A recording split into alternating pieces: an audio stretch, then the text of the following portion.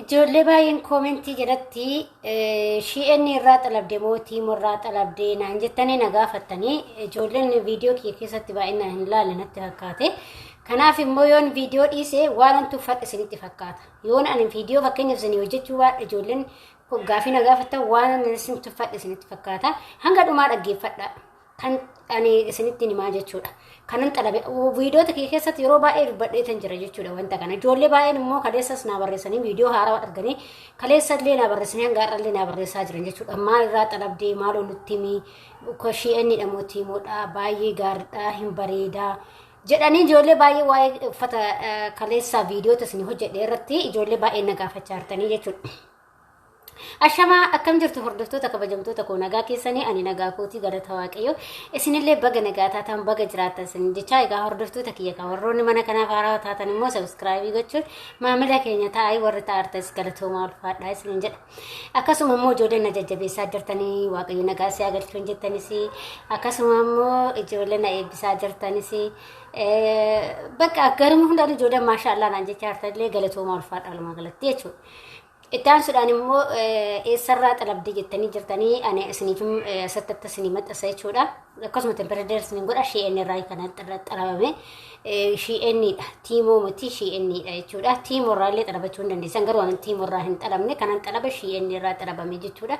Barmaji san buufattanii xalab wadaamite illee isinii xalabde yoo fi keessa illee xalabattanii isiniin jedheetiin viidiyoo hojjedhee ture jechuudha. Naam immoo ijoolleen lammataan maaliif nu hojjenne maaliif nu diddaa maalii jettanii ijoolleen gaafachaa jirtantu jira. Akkasuma immoo gaafii kana qofaa miti ijoolleen immoo maal jettanii Itoophiyaatti birrii meeqa nama fixaa akkasuma kiiloon birrii meeqaa jettan.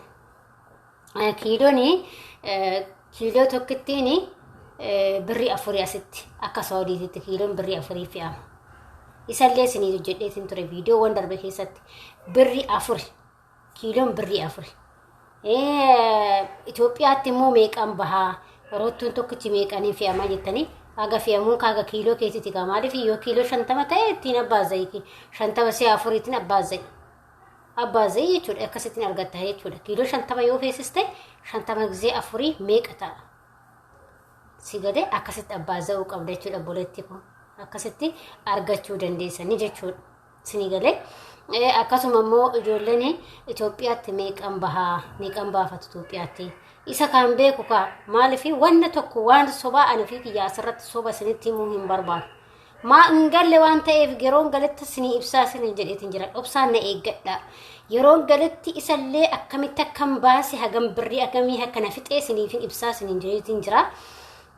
Baasin isaa hagamiin bahaa hagamiin baafachuu danda'ama kan jedhullee yeroon galetti isinii ibsa isiniin jedheetiin ture jechuudha. Maaliif osoo hin galeen osoo waan sun hin naqine akkanumaan tilmaaman haasa'uuni ana naaf hin fudhatamu jechuudha. Dhugaa naaf hin fudhatamu waan akkanaa kun jechuudha. Ani maaliif dhugaan jiru isinitti maa jira malee waan ofii kiyyaa gochaa jiru.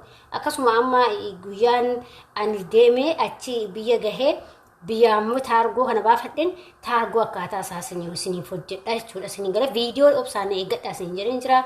Akkasuma immoo ijoollee shi'enni carqiin bareedaa jettanii illee isin hojjedheetiin jira. Ijoolleen eeggattanii obsaan isin hojjedheetiin jira jechuudha. Kanaaf kanallee obsaan eeggadha. Isin galee kana gaafa galee meeqan akka baafadhe fi kiyyaa waan taargoo gochaa jiruu fi gaafa taargoo sana fi kiyyaa baafadhe isinitti hima hagasiif hin bitatinaati. Na eeggadha maaliif yoo kan gatiin isaa shaggaadha garuu maqaa kiyyaana nama fi kiyyaa maqaa namaatiin erguun xiqqoo baay'ee ulfaata foormashiin akkan qabutti gaafa maqaa namaatiin ergite birrii baay'ee si fixa jecha dhagahee jira. Garuu maqaa keetiin baafannaan immoo birrii agasuma nama fixuu jechuudha. Isin galee kanaaf ijoolleen tokko kan 4,000 baafanne 2,000 baafanne akkas jedhanillee baay'eetu jira jechuudha. Haaluma adda addaatiin jira jechuudha. Innaa kanammoo an ofii kiyyaa amma tilmaamuu akkas jechuu hin danda'u. Gaafa ofii kiyyaa akkuma nama waan ofii kiyyaa hojjechaa waan ofii kiyyaa gochaa jiru isinitti hime kanaan gaafa biyya galillee isiniif hin hojjedha. Gaafa ofii kiyyaa fuudhee taargoo kiyya fudhadhee isiniin jechuu barbaadetan. Kanaaf obsaan na eeggadha warri akkas naan jettanii jechuudha. Inni biraa immoo ijoollee baay'een kiiloo immoo isinitti meetiin jira waa'ee kiiloo kalas birrii afur afur akka biraatitti hin beeku ijoolleen gara biraatitti meeqa jettanii ani gara biraatitti hin beeku dhugaa dubbachuu garuu Dubaayitti birrii 8 birrii 7 shilingii jechaa jira isinii galee Dubaayi jechuudha garuu immoo kan asii immoo birrii 4 jechuudha kiiloo takkittiin sababa sanii abbaaza'attaniif mirkaneeffachuu dandeessu siin jedha yoo kiiloo 100 fe'atte kiiloo 100 yoo argatte 400 ta'a jechuudha. Sigale 50 yoo argatte 200 ta'a jechuudha. Sinigale akkasitti abbaaza'achuu dandeessan haga kiiloon kee ta'een malee akkatti tilmaamuun hin danda'amu. Kirroottoon takka gana jedhamee hin akkasitti miti kiiloodhaan hin mazzanamu waan ta'eef jechuudha. Isa immoo yaa'u kiiloo keeti kaatama kiiloo yoo 50 ta'e 60 ta'e 70 ta'e haga barbaadee argatte argastutti. Inni biraa immoo ijoolleen xiyyaarri meeqa fudhataa jettanii koomentatti na barreessanii jiran. Ana walii galattan koomentii baay'ee waan ta'eef akkamittan isin deebisaa hunda keessaniyyuu koomentii keessan dubbisee jechuudha. Ijoolleen xiyyaarri meeqa fudhataa meeqa fudhachuu danda'a xiyyaarri jettanii fakkeenya akka Saudi Arabiyaatitti akka warri sii muretti walumaa galatti akka warri sun birrii qarshiidha sii muretti. Kan dafanii nama muranii fi kan xiqqoochisiisanii muranillee hin jira jechuudha. Handaaratti si muranii fi kan immoo daaratti si murre kan xiyyaara lamaan deemtullee hin jira. Hin qannasa waan hunduyyuu fakkeenyaaf xiyyaara lamaan yoo deemanii xiqqoo kiiloonis ol ka'anatti fakkaata. Garuu aguma warri si mure akka ofii kootii beekutti agama warri si mure jechuudha. Fakkeenyaaf kiiloo 30 si muruu danda'u, kiiloo 40 si muruu danda'u, 50 si muruu danda'u, 60 si muruu danda'u. Akka maatiin keessi murate kan xiyyaarra si fudhate akka qarshii isaan kaffalanii si baasan jechuudha. Ijoollee tokko kan 20 illee muraniif hin jira, kan 30 muraniif hin jira, kan 40 muraniif hin jira. Amma akka ofii kiyyaatitti 47 qofa kan naa murame. 47 qofa. Kiiloon shaanxallee wal darbaa jettanii na gaafatanii jirtanii fakkeenyaaf shaanxaa amma fakkeenyaaf kiyyaan irratti asinitti maa jira dhaggeeffadha sirriitti dhaggeeffadha akka isin galutti asinitti maa jira isin garuu waan qoosa seetanii fi akkasuma riikaardiin nutti wannoon viidiyoo nutti guddateettan viidiyoo sitti guddateetu osoo qabatte osoo yaadde osoo beekte welcome ana namni natti miti ofii kiyyaa waan galee dura argeefane sirriitti amma waan hundumaa sirreeffachaa jira jechuudha dhaggeeffadha viidiyoo sirriitti dhaggeeffattan isin galaa akka dhumaallee dhaggeeffattan keessaa argachuu dandeessan. Tokko barratti ijoolleen shaanxaawwan wal darbuu danda'a warra jettanii akkasitti gaafii na gaafattan hin jiran. Fakkeenyaaf shaanxaan keessanii amma fakkeenya kiyyumarraa isinii kaasa. Ani shaanxaa 3 kanan bitadhe shaanxaa 3. Tokko 2 maan jedhu jajjabaadha. Tokko immoo xiqqoodha jechuudha. Isinii galee xiqqoo sun kan kiiloo 7 qofa qabatti. Xiqqishoo sun kiiloo 7 qofa xiyyaaraan fudhee koraa jechuudha. Kan harkaa osoo hin taane kan akkanumatti deemtu kan malu kan deemu sani kiiloo 7 qofa kan fudhadhee xiyyaara koruu jechuudha. Amma immoo kiiloo 47 naamura isin jedhuti kiiloo 40 tafe. Kiiloo 40 sani shaanxaa 2 tafe amma shaanxaa 2 jajjabaasaatti immoo 20 naxxame. Isinii galee amma 20 irratti godhaan. Kiiloo 40 san 20 adda fuudhe shaanxaa 2tti 20 laqadha. 20 gaafa naxxani akkasitti isinii wayya jechuudha. Maaliif yoo irra darbee 30 fa'aa ta'e waan akkasii ta'e xiqqoo nama warra achitti kunuunzee mazzanasa nama daddarbu argeetiin jira waan yeroo galu sana argee jechuudha. Baay'ee nama daddarbu yoo irra darbellee jechuudha. Kanaaf walumaa galatti isinii hanga isinii murasa shaanxaa 2tti addaan qooddadha. Yoo 30 isinii muranii 15 addaan qooddan. Yoo 37 isinii muran immoo 7 yaa'u irra deemti waan 7 sun kiiloo 7 sun irra deemti xiyyaara korti waan ta'eef 37 fa'aa waan 27 fa'aa isinii muruu danda'u. Yoo 27 illee isinii muran immoo kiiloo 10 shaanxaa 2tti naqattanii deebitanii immoo kiiloo 7 shaanxaa harkaa isaatti naqattan kan makiinaadhaan kortan loophiidhaan kortan jechuudha akkasitti naqattanii jechuudha. Isinii galte akkasi. Ani akka kiyyaatti asinitti maayira jechuudha. Ani amma kiiloo shaanxaa 3 waan ta'eef tokko kiiloo xiqqishuu keessaa xiqqaasan kiiloo 7 itti godha. Ishii fudheen xiyyaaraan kora. Lamaan immoo kiiloo waliin dabarsu. Amma tokko keessaa sirriitti guddaadha. Innis kiiloo 20 baata. Kan likkanyaa sun illee kiiloo 20 baata. Bakka 20 nan godha kiiloo 47 kiyya loophiidhaan isaa jarree naamureen naafi'aa jechuudha. Baasii tokko malee kan jarree naamureen. Kan kanarraa hafe immoo gara taargooti. Akkasi ani akka ofii kiyyaatti asinitti maara akka namaatti miti.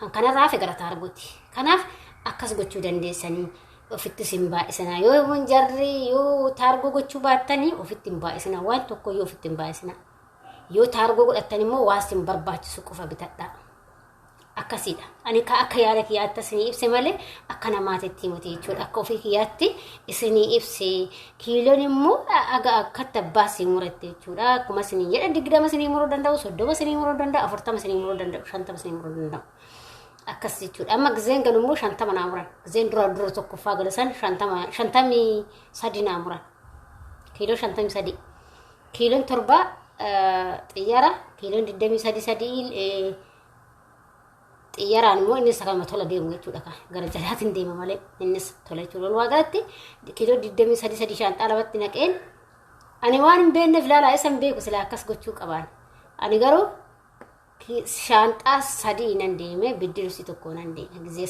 shaanxaa 3 xaqaxaqame ijoollee dhugaasin hin jedha gaafan achi ga'ee mazzanamu jedhu afaan man qabadhee mitiire shaanxaa kiyya daddarbanii hiqaa kiyya na jalaa gadi gurguranii kaartoonii yoo barbaadde bitadhu yookiin hin barbaanne immoo kaartoonni achuma jiru kaartoonni tadhu yookiin qaanqaan keekkan maal gochaa kana hundatti gatti watti fitinan jedhan waaqa jechuudha achumaanani kiiloo san maalan godhe silaa ijoolleen dhugaan jedhan waanan dhugaallee arikaa waaqa hin jedhagaa maalan godhaa bitti inna kiiloo 23 tin harkaa deebisan shaanxaa lama gurguddaa jechuudha kiiloo 23 deebisanii immoo kiiloo 7 shaanxaa xiqqoollee kiiloo 9 ta'ee kiiloo irraa aggaammasanii kiiloo 7tti naa deebisanii deebi'ee kan hafe san immoo kaartoonitti biddiribsii wajjin gadi carqii irraa hafe biddiribsiitti waan hafe san akkatti biddiribsii je'anii kaartoonitti birrii 50 bite achumatti jechuudha achitti ganaa godhanii naa ashaganii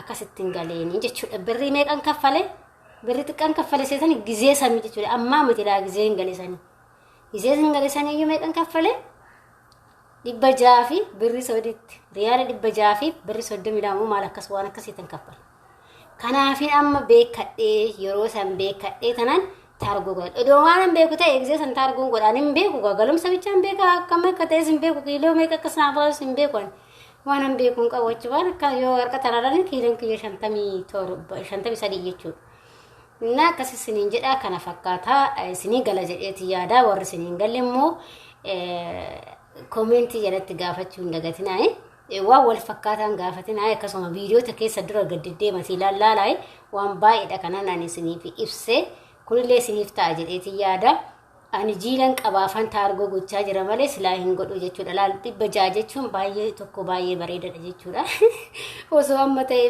baay'ee bareedaadha jechuudha birrii sun baay'ee guddaadha jechuudha isinii galee kanaaf silaa laalu doon taargoo godhe 100 irraa hin baasu xiqqaan xiqqoodha waan xiqqoo kiiloo xiqqoo takkattan kana hunda kaffale achitti waddada bakka xiyyaaraa sanitti kiiloon baay'ee waddiidha yeroo sanii kiiloo takkittiin birrii 5 moo birrii 6 naannoo sanii fe'an amma 15 ta'ee 10 ta'een beeku ani kiiloon achitti bakka xiyyaaraa sanitti jechuudha waddiidha kanaaf taargoo godhachuu sin barbaachisaa riikaardo isintu guddisee akkasuma ijoollee mana kan yaafaaraa wataata sabskraayibii godhaa yaada qeeqoo qabaatan immoo komenteetti barreessaa isin jira warra jijjiibeessaartos galatuumaa ulfaadhaa isin jaalladha hunda keessanuu baay baay